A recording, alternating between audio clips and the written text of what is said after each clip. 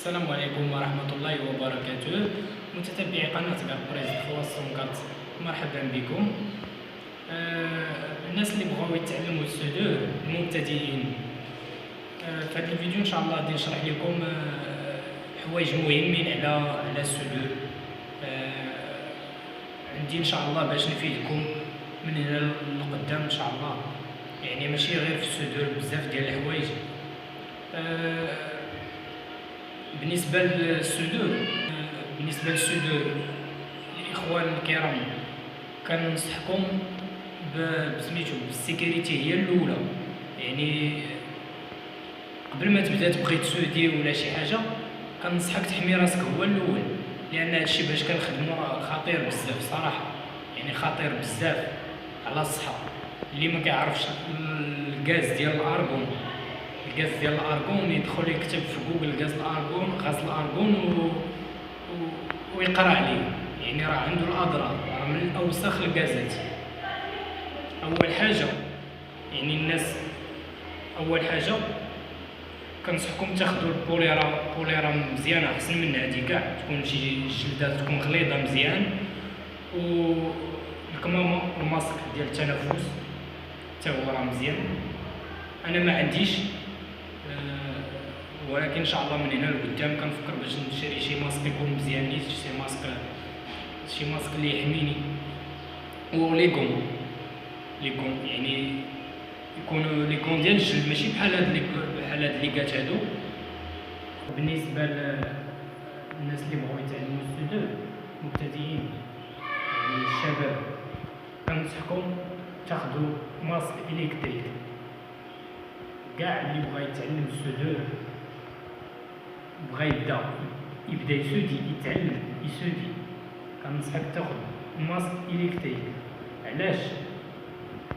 لحقاش اصعب حاجه في السودو هي، او في البدايه تتكون تيكون كثير عليك بزاف د الحوايج، الماسك في وجهك، لاطورش في يديك، والميطال في هاد اليد الاخرى، ما كتعرفش كيفاش تبدا، ما كتعرفش كتوحل. اللي كتبغي تبوانتي ولا شي حاجه، ضروري شي حاجه تعنكشك، ضروري شي حاجه ديرونجيك. ومنين تاخذوا الماسك الكتريك كديروا في راسك، الماسك الكتريك في راسك، كتعودوا كتهنى من الماسك، الراس كتهنى منه، كتعود الماسك كيبان لك كلشي واضح. كيبقى عندك المشكل في لاطورش. اول حاجه قبل ما تبدا تسودي ولا شي حاجه، كيخصك الريكلاج ديال القرعه، الريكلاج ديال البوست، كل واحد على القد ديالو باش كيسودي في البوست. كاين اللي كيسودي ب 100، كاين اللي كيسودي ب 80. والتنكستان، اهم حاجه التنكستان يكون ماضي، والرخامه ديال لاطورش تكون نقيه ديما، يعني الانسان يحافظ على الرخامه الا بغيتي السودو، يعني تبوانتي مزيان، يعني يكون السودو ساهل شويه، يعني ساهل باش تبوانتي. وبالنسبه للبوانتاج اللي بغيت تبوانتي، اخوان، من بعد ما شرحنا الاهم، الوقايه، يعني تحمي راسك وشحال، دابا نشرح لكم كيفاش تبوانتي، يعني نشرح كيفاش تبوانتي، ماشي تسودي، غير تبوانتي. اول حاجه الاخوان، كتخصنا ملي كنبغيو نسوديو شي حاجه، يعني القطعه، يعني حاجه تجي ميته في القطعه باش تسهل علينا في السودو، باش نبوانتيوها السوميطال.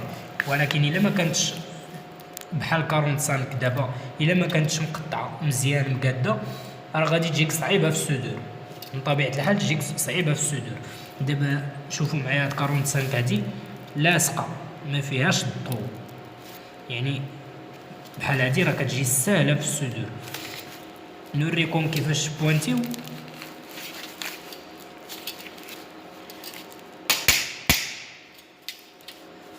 ملي كنقادو بحال هكا، اول حاجه الرخامه، القنت ديال الرخامه هي كنحطوها على الانوكس، وكنميلو تانكستنغ حتى يتحط على الانوكس.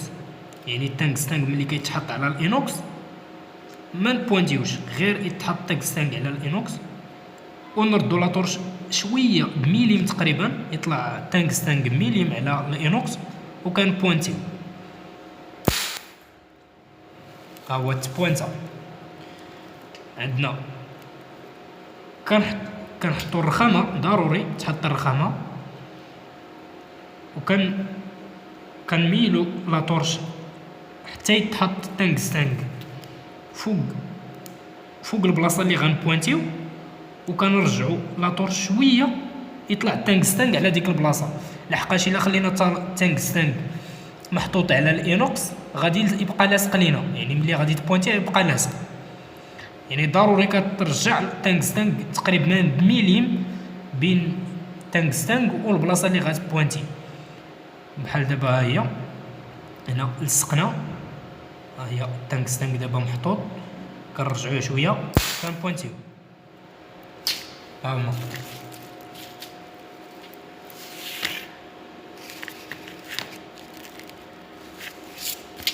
كنعاودو عاوتاني، الرخامه محطوطه،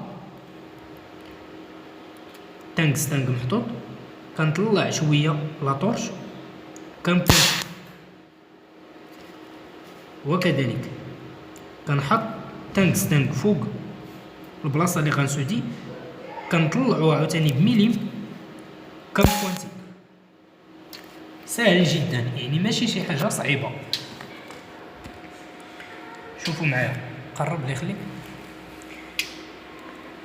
اهم حاجه الرخامه تكون محطوطه، ونميل تانكستنغ حتى تبقى ميليم بينو وبين البلاصه اللي غادي تسودا، اللي غادي نبوانتيو. ميليم يعني ما يكونش لاصق وما يكونش بعيد بزاف. الا كان بعيد ما غاديش يسودي، غادي يكحل لينا كامل هاد البلاصه هادي وما غاديش يسودي لينا، ما غاديش يبوانتي لينا. دائما تانكستنغ الراس ديالو يكون قريب بزاف. شوفوا معايا، سهل جدا.